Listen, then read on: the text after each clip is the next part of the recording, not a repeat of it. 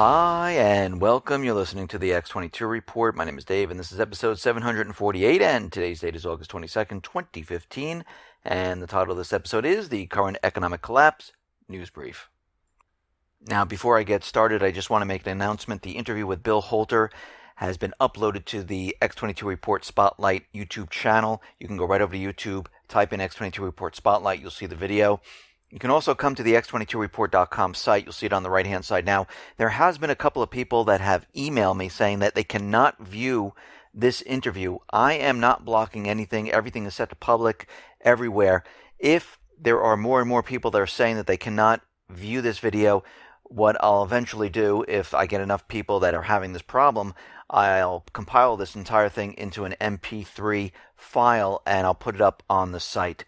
But for right now, try going to my site, try going to YouTube, see if you can view it, because at this point in time, I am not doing anything to it. I have it completely wide open so anybody can view it.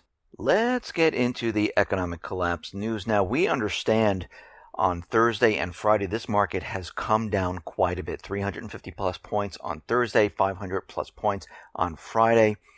We know the Asian markets, the European markets, they have imploded. We know the Asian markets are going to open up on Sunday. Then the European markets, we're going to have to watch those very carefully to give us some idea of what is going to happen on Monday. And of course, if you listen to the interview with Bill Holter, he believes that this Monday is going to be a complete disaster. And when I was talking to him, he was telling me that if you haven't made preps, make preps this weekend. Now, does this mean we're going to have this total crash on Monday? No, but I think this is the beginning.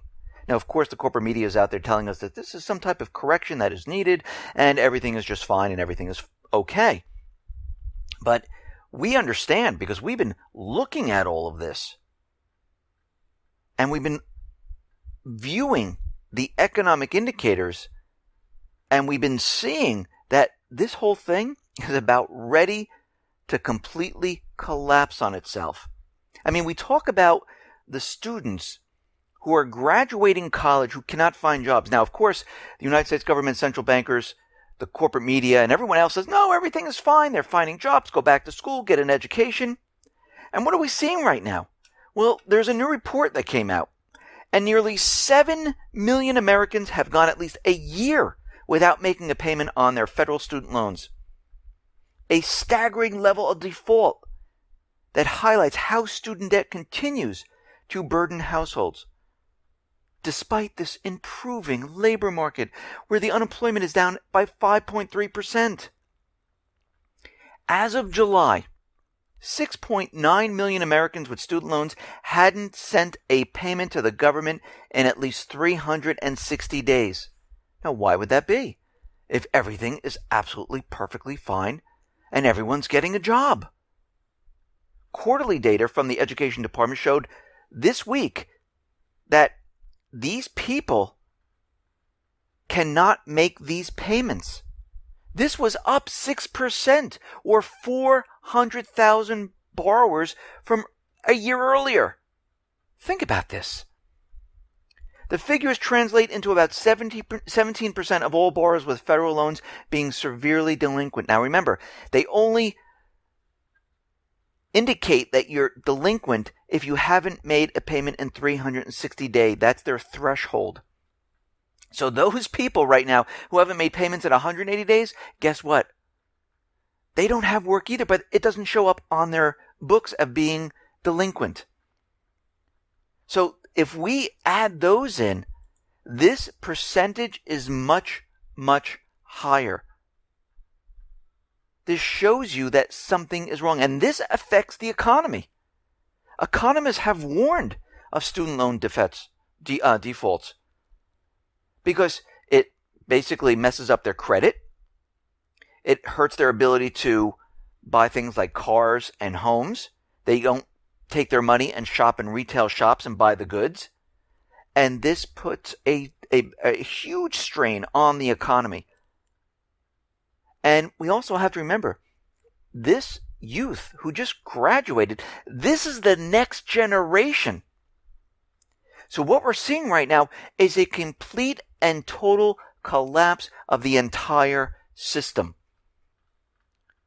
How are they going to improve this? Why? Because now these college graduates who come out, they can get a part-time job? This is not going to help. We see it's not helping. It's making things worse. It's making people believe that they can go to college right now and get this fantastic job. But you know what's happening? All of these people are ending up with a huge amount of debt with no job. That's it. But again, we have to remember, this is what the central bankers want because debt is their product. They need to spread the debt. Without it, they're doomed. So they need to inflate the student loan bubble. They need to inflate the auto loan bubble. They need to inflate the housing bubble, the treasury bond market, the stock market. All of this needs to be inflated or this entire thing's come crashing down. Now, something very interesting. This came out of a special report from STL Today. And this spring, traders and analysts working deep in the global swaps market began picking up peculiar readings. Hundreds of billions of dollars of trades by U.S. banks had seemingly completely vanished. Gone. The vanishing of the trades was little noted outside a circle of specialists, but the implications were big.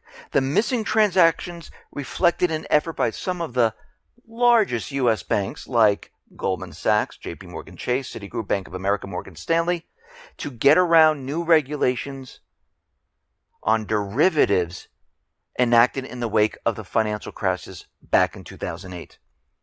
The trades hadn't really disappeared. Instead, the major banks had tweaked a few keywords in swap contracts and shifted some of their trades to affiliates in London out of the United States, where regulations are far more lenient. Those affiliates remain largely outside the jurisdiction of the U.S. regulators.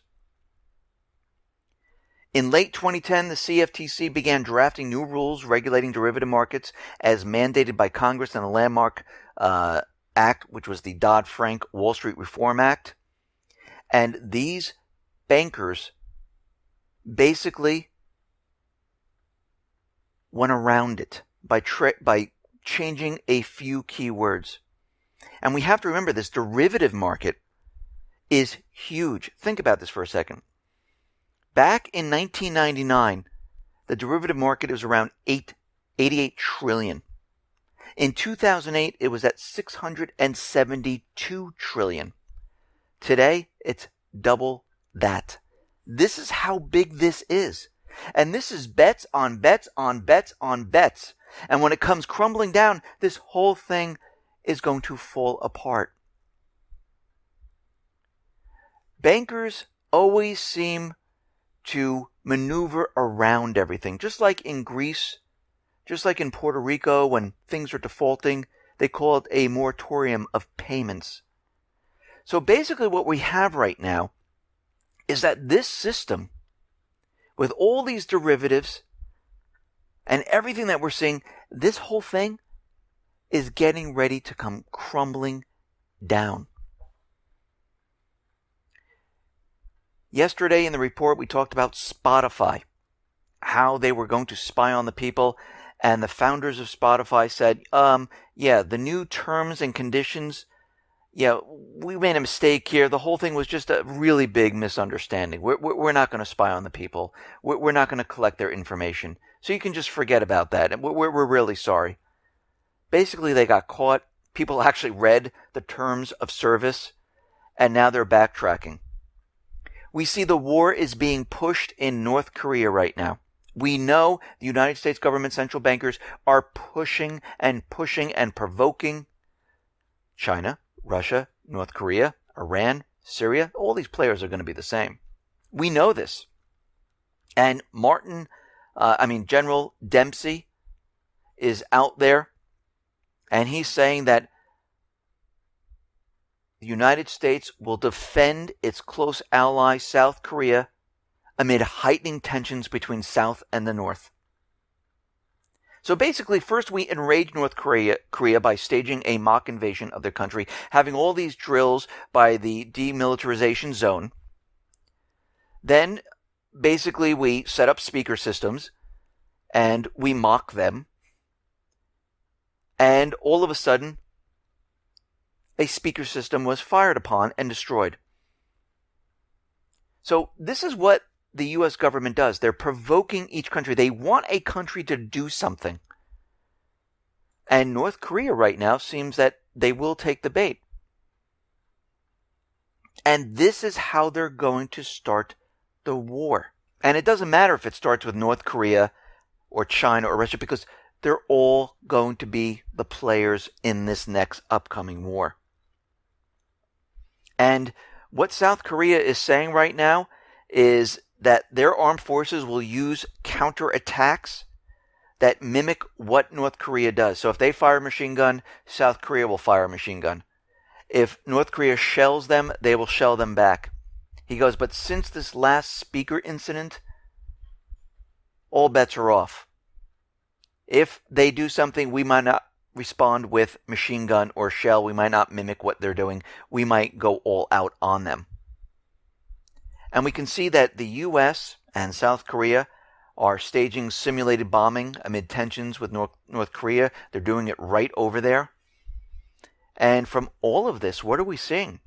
Well, the United States plans to strengthen its military presence in the Asia-Pacific region with more ships and more warplanes. They're going to bring in more military assets. Right now, the United States maintains about 368,000 military personnel in the Asia-Pacific region. They're going to increase this by 30%.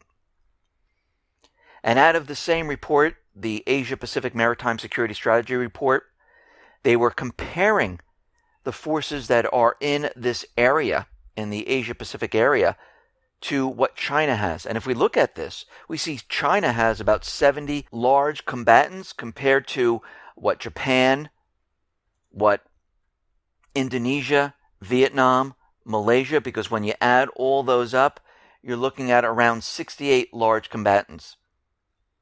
China has about 107 small combatants. If you look at Japan, Indonesia, Vietnam, Malaysia, you see Japan has 0. Indonesia has 28, Vietnam 24, Malaysia 7. So right now, we can see that China, with a total of 303 combatants, which includes submarines, amphibious ships, the small and large combatants, compared to Japan that has 67, Indonesia 61, Vietnam 37, Malaysia 23. And we see at this point in time that they're comparing what China has compared to these other countries. And why would they be comparing this? If we're in peacetime, if we're looking to have peace, why would they even care unless they're going to start something? And this is why they're bringing in more military assets. This is why they're building up the forces in the Pacific. This is why they're containing China. We see there was another explosion at a chemical warehouse in China. And I believe these explosions are messages to China, devaluing the yuan, causing economic problems for the United States. And again, what we're seeing today is not really caused by China. Yes, they're blaming everything on China, saying, this is why we're having this problem. This is why the markets are falling. These problems were created by the central bank. Remember, the country that has the gold will be the winner. The country that has no gold, they will be the loser. And we know the United States has no gold at this point.